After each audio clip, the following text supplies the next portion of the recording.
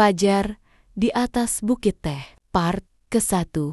Aruna menatap kosong keluar jendela pondok kayunya yang baru disewanya beberapa minggu ini. Kabut tipis di atas kebun teh mencerminkan kehampaan yang mencengkeram jiwanya. 3 bulan telah berlalu sejak keputusan Dewan Desa memisahkan dia dari Arya. Memisahkan raga, namun tidak jiwa dan hatinya yang hancur berkeping. Bisikan-bisikan sumbang dan tatapan menghakimi dari tetangga-tetangga lama masih terasa. Seperti serpihan kaca yang mengiris telinganya setiap malam. Perceraian adat itu bukan hanya akhir dari sebuah ikatan, tetapi juga cap tanpa keturunan yang telah terukir permanen di dahinya. Mandul, sebuah kata kejam yang selama 5 tahun terakhir menjadi momok menakutkan, membayangi setiap senyum palsu dan setiap harapan yang perlahan mati, yang akhirnya menghancurkan segalanya. Padahal, jauh di lubuk hatinya, ada bisikan kecil yang meragukan tuduhan itu, sebuah intuisi yang tak pernah berani ia suarakan, terkubur di bawah tumpukan rasa bersalah dan ketidakberdayaan. 5 tahun pernikahan Aruna dan Arya dimulai dengan harapan dan cinta, seindah melodi di pagi hari yang cerah. Aruna, seorang perajin tenun dengan senyum hangat, mencintai Arya dengan tulus, dengan seluruh jiwa yang ia miliki. Arya, pengelola kebun teh kesayangan Bapak Surya, pada awalnya tampak perhatian. Namun itu hanya ilusi. Bayang-bayang Bapak Surya terlalu dominan dalam rumah tangga mereka, merenggut setiap kebebasan dan kebahagiaan kecil. Pria paruh baya itu, dengan gayanya yang selalu merasa paling benar, tak pernah menyembunyikan keinginannya yang haus akan cucu, keinginan yang menjadi kutukan bagi Aruna. Tahun pertama pernikahan berlalu tanpa tandi tenda kehamilan. Setiap bulan, kedatangan menstruasi adalah palu godam yang menghantam hatinya, menambah beban berat yang sudah ada. Bapak Surya mulai melontarkan sindiran halus saat pertemuan keluarga, sindiran yang menusuk lebih dalam dari pisau.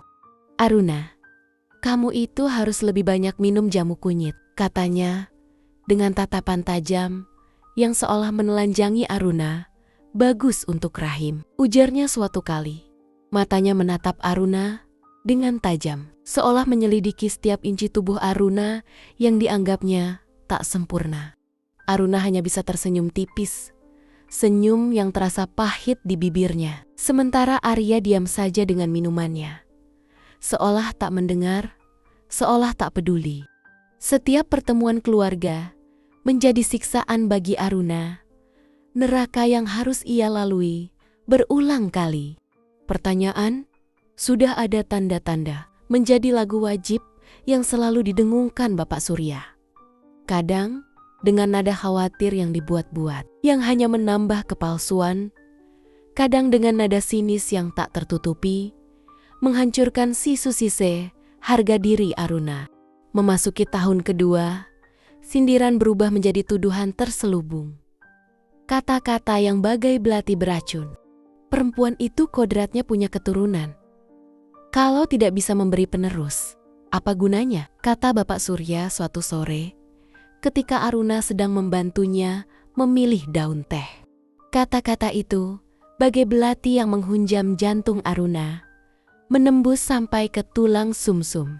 Ia mencoba membicarakannya dengan Arya, memohon pertolongan dari suaminya, berharap Arya akan membela atau setidaknya menenangkan ayahnya. Namun Arya selalu menghindar, membiarkan Aruna berjuang sendirian dalam kesedihan. "Ayah kan cuman khawatir. Sabar ya." Hanya itu jawaban Arya. Kata-kata hampa yang seolah mengatakan bahwa masalah ini hanya milik Aruna seorang, Aruna yang tak berdaya. Aruna tidak tinggal diam. Ia berjuang sekuat tenaga, mencoba segala cara. Ia mulai mencari dari ramuan herbal yang disarankan tabib desa hingga berkonsultasi dengan beberapa bidan. Semua bidan menyatakan rahimnya sehat dan tidak ada masalah. Semua memberikan secercah harapan yang selalu sirna. Setiap kali pulang dengan hasil pemeriksaan yang baik, ada kelegaan sesaat yang semu, namun juga pertanyaan besar yang menggantung, sebuah keraguan yang semakin dalam. Ia pernah beberapa kali mencoba mengajak Arya untuk memeriksakan diri bersama. "Kita periksa berdua ya Mas, biar kita tahu bagaimana kondisi kita masing-masing," katanya hati-hati dengan suara bergetar. "Kamu meragukan kejantananku? Jelas-jelas kamu yang bermasalah. Semua bidan bilang kamu sehat, tapi buktinya apa? Tidak hamil. Hamil juga," bentak Arya suatu malam setelah Aruna kembali menunjukkan hasil pemeriksaan medisnya yang normal. Sejak itu, Aruna tak berani lagi membahasnya. Ia menelan sendiri kecurigaan bahwa mungkin saja masalahnya bukan pada dirinya. Namun tak ada yang akan percaya. Ia hanya seorang menantu perempuan yang tidak bisa memberikan cucu. Dia adalah seorang anak laki-laki kesayangan ibunya yang tak tersentuh. Tekanan dari Bapak Surya semakin menjadi-jadi di depan keluarga besar. Tegangan yang tak tertahankan. Kasihan ya Arya, sudah kerja keras mengelola kebun, tapi belum juga dapat penerus. Memang ada yang salah dengan bibitnya, ujarnya sambil melirik Aruna dengan tatapan merendahkan, tatapan yang mematikan. Air mata Aruna seringkali tumpah dalam diam di kamarnya, membasahi bantal yang menjadi saksi bisu kesedihannya. Rasa rendah diri mulai menggerogotinya, melahap habis setiap sisa kepercayaan dirinya. Ia merasa gagal sebagai istri, gagal sebagai perempuan, gagal dalam segala hal. Arya pun semakin menjauh, menghabiskan waktu di luar rumah dengan alasan pekerjaan atau berkumpul dengan teman-temannya, meninggalkan Aruna sendirian dalam kesunyian.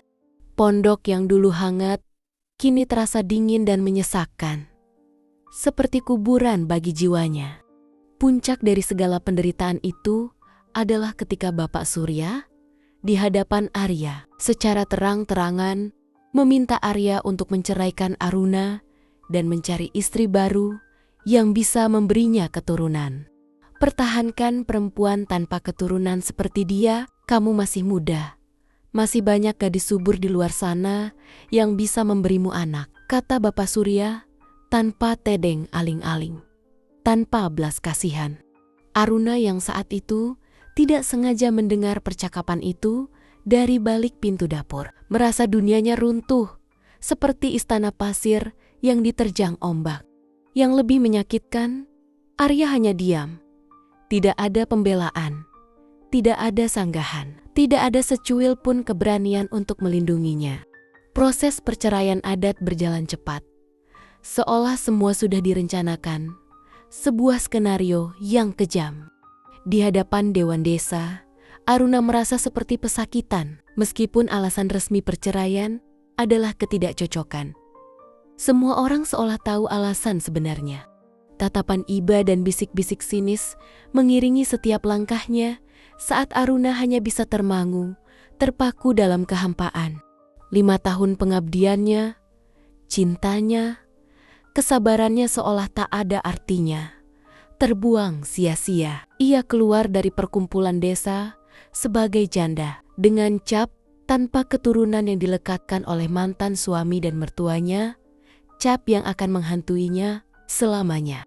3 bulan setelah perceraian, Aruna mencoba menata kembali hidupnya, meskipun rasanya mustahil. Ia pindah ke pondok kecil ini, jauh dari lingkungan yang mengenalnya. Dan Arya, jauh dari kenangan pahit. Ia mendapatkan pekerjaan sebagai pemetik teh di kebun yang berbeda. Gajinya tidak seberapa, hanya cukup untuk memenuhi kebutuhannya sendiri, untuk bertahan hidup. Yang terpenting, ia ingin merasa berguna, ingin menemukan makna hidupnya kembali. Meskipun begitu, bayang-bayang masa lalu masih sering menghantuinya, menyeretnya kembali ke dalam jurang kepedihan. Hinaan Bapak Surya, sikap diam Arya, dan rasa sakit dikhianati masih terasa begitu nyata, seperti luka yang tak pernah sembuh. Kadang di tengah kesendirian malam, ia menangis, terisak tanpa suara, mempertanyakan takdirnya, mengapa hidupnya begitu kejam. Namun, setelah air mata itu, secercah harapan kecil mulai tumbuh tekad untuk bangkit, untuk menunjukkan pada dunia dan pada dirinya sendiri bahwa ia berharga dengan atau tanpa anak. Luka itu masih menganga, mengalirkan duka, namun ia berjanji pada dirinya sendiri, suatu saat luka itu akan sembuh dan ia akan menemukan kebahagiaannya sendiri. Kebahagiaan yang sejati. Aruna menarik napas panjang, menghapus sisa air mata yang membasahi pipinya. Di luar, kabut mulai menipis, menyisakan udara sejuk yang menenangkan. Mungkin ini pertanda, bisiknya dalam hati, pertanda bahwa badai dalam hidupnya juga akan segera reda. Ia harus kuat demi dirinya sendiri. Hari-hari Aruna setelah perceraian diisi dengan rutinitas baru. Pagi hari, ia berangkat kerja. Sore hari pulang ke pondoknya yang sunyi. Awalnya terasa berat. Kesepian seringkali datang menyerang, terutama di akhir pekan. Seperti bayangan gelap yang tak bisa ia hindari. Tidak mau terus terlarut dalam kesedihan, ia mulai mengisi waktunya dengan kegiatan positif. Ia mulai rajin melukis di kain sesuatu yang dulu ia senangi, namun tak pernah sempat karena kesibukannya sebagai istri dan target tak berkesudahan di kebun teh. Di tempat kerja, Aruna dikenal sebagai pribadi yang rajin dan cekatan, meskipun cenderung pendiam. Teman-teman sesama pemetik teh tidak banyak yang tahu tentang masa lalunya. Aruna memang sengaja menutup rapat kisah pahitnya. Hanya ingin dikenal sebagai Aruna yang sekarang. Bukan Aruna istri Arya, yang dicap tanpa keturunan. Perlahan tapi pasti, kepercayaan dirinya mulai tumbuh kembali. Senyumnya mulai lebih sering mengembang, meskipun masih ada sisa kepedihan yang tak terhapuskan di sorot matanya jika ia sedang melamun. Suatu hari, ia merasa tubuhnya kurang bugar. Beberapa hari terakhir, ia sering pusing dan mudah lelah. Mungkin karena terlalu banyak pikiran dan jadwal memetik yang padat, pikirnya. Salah seorang teman, Maya, menyarankan Aruna untuk melakukan pemeriksaan kesehatan menyeluruh ke klinik desa. Pak Dokter Ditya itu, dia dokter umum yang bagus, teliti, dan enak diajak konsultasi. Kliniknya juga tidak terlalu jauh dari sini. Saran Maya. Aruna yang memang sudah lama tidak memeriksakan kesehatannya, akhirnya memutuskan untuk mengikuti saran Maya keesokan harinya setelah jam kerja. Klinik Dokter Ditya itu tidak terlalu besar, namun bersih dan terkesan profesional. Setelah menunggu beberapa saat, namanya dipanggil ke ruang praktik.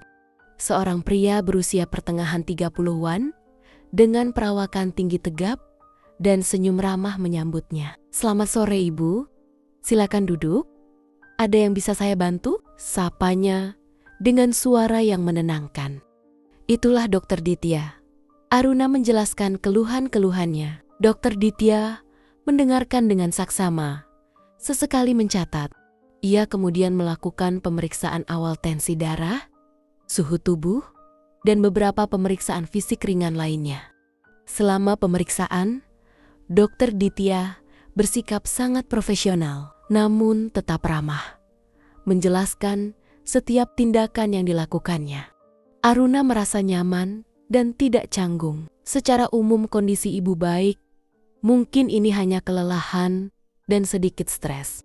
Saya akan berikan beberapa vitamin dan saran untuk menjaga pola makan serta istirahat yang cukup, kata Dokter Ditya setelah selesai memeriksa. Ia lalu menuliskan resep. Saat Aruna hendak pamit, Dokter Ditya bertanya, apakah ada hal lain yang mungkin mengganggu pikiran ibu akhir-akhir ini? Kadang kondisi fisik juga dipengaruhi oleh kondisi psikis. Pertanyaan itu membuat Aruna terdiam sejenak. Ia tidak menyangka dokter ini begitu perhatian. Ada dorongan dalam dirinya untuk bercerita. Namun ia ragu. Akhirnya, dia hanya tersenyum tipis. Mungkin Hanya sedikit masalah pekerjaan, Dok. Terima kasih atas sarannya. Beberapa minggu setelah konsultasi itu, kondisi Aruna membaik. Ia mengikuti saran Dokter Ditya dan merasa lebih segar. Suatu pagi, ketika Aruna sedang berjalan-jalan di jalur setapak dekat pondoknya, ia tidak sengaja berpapasan dengan Dokter Ditya yang juga sedang berolahraga pagi. Dokter Ditya mengenali Aruna dan menyapanya lebih dulu. "Ibu Aruna, bagaimana kabarnya sekarang?" tanya Dokter Ditya sambil tersenyum. Aruna sedikit terkejut, namun balas tersenyum. "Sudah jauh lebih baik, Dok. Terima kasih. Tidak menyangka bertemu dokter di sini. Saya biasa jalan-jalan pagi di sini kalau tidak ada jadwal pagi di klinik," jawab Ditya. Mereka lalu berbincang ringan sambil berjalan pelan. Entah mengapa, Aruna merasa nyaman berbicara dengan Dokter Ditya. Pria itu pendengar yang baik dan tidak menghakimi. Sejak pertemuan tidak disengaja itu, mereka beberapa kali berpapasan lagi di jalur setapak dan obrolan mereka menjadi semakin panjang. Ditya seringkali memberikan tips-tips kesehatan atau sekadar berbagi cerita tentang pekerjaannya sebagai dokter yang hobi berkebun dan memahat kayu. Lanjut part 2.